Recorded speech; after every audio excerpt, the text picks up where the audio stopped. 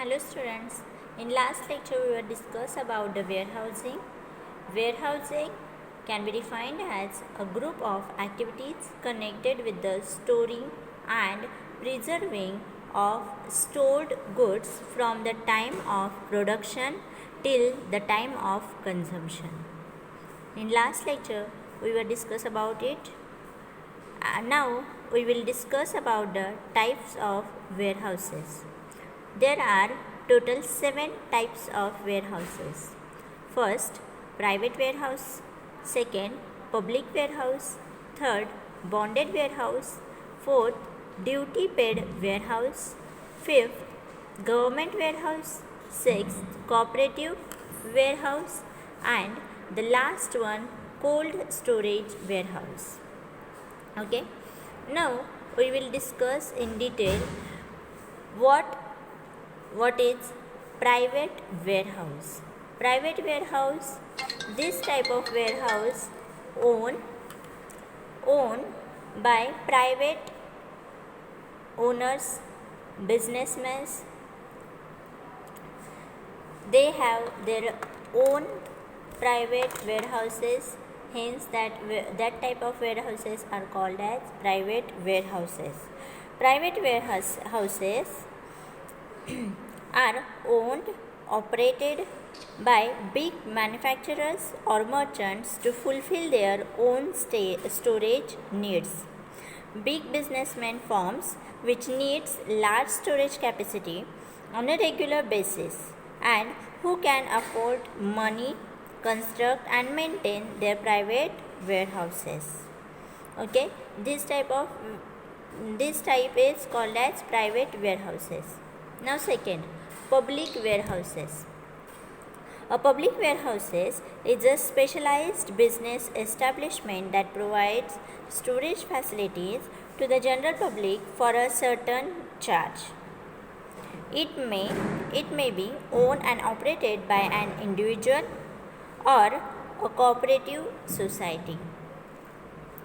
Private वेअरहाऊसमध्ये आपण पाहिलं की हे प्रायव्हेट वेअरहाऊस जे मोठे बिझनेसमॅन्स आहेत ते स्वतःसाठी कन्स्ट्रक्ट करतात, स्वतःसाठी बांधून ठेवतात आणि स्वतःचा माल हा रेग्युलर बेसिसवरती त्यांना वेअरहाऊसमध्ये स्टोअर करावा लागतो.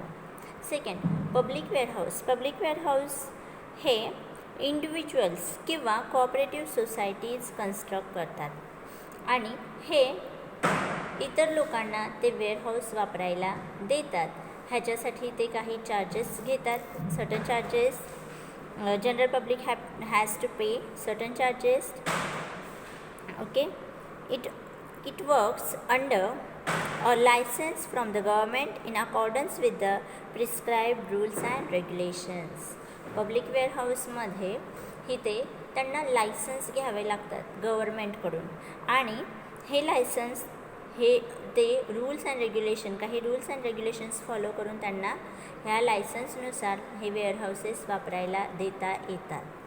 नेक्स्ट, बॉन्डेड वेअरहाऊस म्हणजे काय की जर तुम्ही गुड्स म्हणण्यापेक्षा आपण माल म्हणूयात, माल बाहेरून इम्पोर्ट करताय, बाहेरच्या देशातून जर तुम्ही माल इम्पोर्ट करताय तर असा माल आल्यानंतर तो माल आपण वेअरहाऊसमध्ये स्टोअर करतो आणि ज्या वेळेस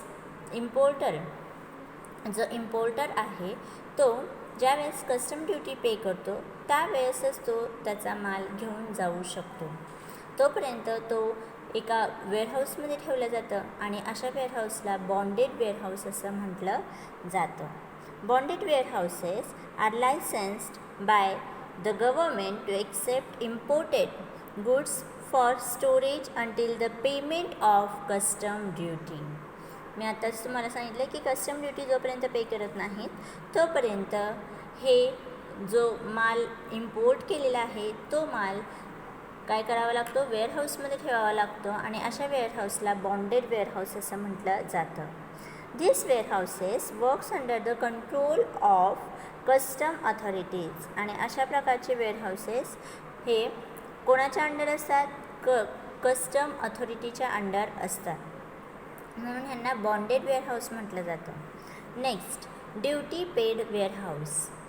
ड्युटी पेड वेअरहाऊस म्हणजे कस्टम ड्युटी पे केलेली आहे, पण जो इम्पोर्टर आहे त्याला जर ट्रान्सपोर्टेशनसाठी काही प्रॉब्लेम येत असतील, माल वाहून नेण्यासाठी काही प्रॉब्लेम येत असतील, तर अशा वेळेस जो कस्टम ड्युटी पे केलेला माल आहे तो वेगळ्या वेअरहाऊसमध्ये ठेवला जातो आणि अशा वेअरहाऊसलाच म्हटलं जातं duty paid warehouse. If an importer faces any problem in transportation of goods after making payment of duty, then goods can be stored at a duty paid warehouse. All the duty paid warehouses are public warehouses which are available to all importers. बघा, ह्या दोघांमधला काय फरक आहे की bonded warehouse कोणते warehouses आहेत जिथे कस्टम ड्युटी पे केलेली नाही आहे, फक्त इम्पोर्ट करून माल आणून ठेवलेला आहे, अशा वेअरहाऊसला बॉन्डेड वेअरहाऊस म्हटलं जातं. आणि ड्युटी पेड वेअरहाऊस म्हणजे जिथे कस्टम ड्युटी पे केलेली आहे पण ट्रान्सपोर्टेशनचे काही प्रॉब्लेम्स आहेत, त्यामुळे जो इम्पोर्टर आहे तो माल घेऊन जाऊ शकत नाही आणि म्हणून कस्टम ड्युटी पे केल्यानंतर माल ज्या वेअरहाऊसमध्ये ठेवला जातो त्याला म्हटलं जातं ड्युटी पेड वेअरहाऊस. ओके, नाव next government warehouses. Government warehouses कशासाठी बांधले जातात की जे सामान्य शेतकरी आहेत, छोटे छोटे बिझनेसमेन्स आहेत, त्यांना स्वतःचं वेअरहाऊस बांधता येत नाही, त्यांचं तेवढं बजेट नसतं. मग अशा वेळेस त्यांचा माल जर स्टोअर करायचा असेल तर ते लोक गव्हर्मेंट वेअरहाऊसेसमध्ये स्टोअर करतात आणि ह्या गव्हर्मेंट हाऊसेसमध्ये त्यांचा माल त्यांनी स्टोअर केल्यानंतर करतायत त्याच्यासाठी त्यांना काही चार्जेस पे करावे लागतात. अशा वेअरहाऊसेसला गव्हर्मेंट वेअरहाऊसेस म्हणतात. आणि ह्या गव्हर्मेंट वेअरहाऊसेसमध्ये दोन प्रकारचे गव्हर्मेंट वेअरहाऊसेस असतात. मग ते असतात सेंट्रल गव्हर्मेंट वेअरहाऊसेस किंवा स्टेट गव्हर्मेंट वेअरहाऊसेस, असे दोन प्रकारचे वेअरहाऊसेस असतात. अशा वेअरहाऊसेसमध्ये हे स्मॉल फार्मर्स, बिझनेसमॅन, ट्रेडर्स काय करतात, स्वतःचा माल स्टोअर करतात. अशा वेअरहाऊसेसला गव्हर्मेंट वेअरहाऊसेस म्हटलं जातं. ठीक आहे. These warehouses are owned, managed and controlled by central and state governments or public authorities. It is difficult for small farmers, businessmen, traders to have their own warehouse. So, these government warehouses assist them in storing their goods at nominal charge. Nominal charges pay करून त्यांना काय केले जाते, असे warehouses वापरायला दिले जातात. ठीक आहे. Next cooperative houses. These warehouses are owned, managed and controlled by cooperative societies. जे वेअरहाऊसेस कोऑपरेटिव्ह सोसायटी मॅनेज करतात, कंट्रोल करतात आणि ओन करतात, अशा वेअरहाऊसेसला कोऑपरेटिव्ह वेअरहाऊसेस म्हटलं जातं. दे maintain provide वेअरहाऊसिंग facilities at most economical rate. अगदी कमीत कमी भावामध्ये, अगदी कमीत कमी तुमच्याकडून रेंट घेतलं जातं. अशा वेअरहाऊसेसचं कोऑपरेटिव्ह सोसायटीज खूप कमी इकॉनॉमिकल रेट म्हणजेच अगदी स्वस्त दरामध्ये वापरायला दिले जातात. This type of warehouses are very useful for farmers and traders and general public. This type of warehouses is called as cooperative warehouses. Okay, now next and the last type of warehouse is cold storage warehouses. Cold storage warehouses provide facilities for perishable commodities like fruits, flowers, vegetables, dairy products, etc. In cold storage warehouses, goods are stored and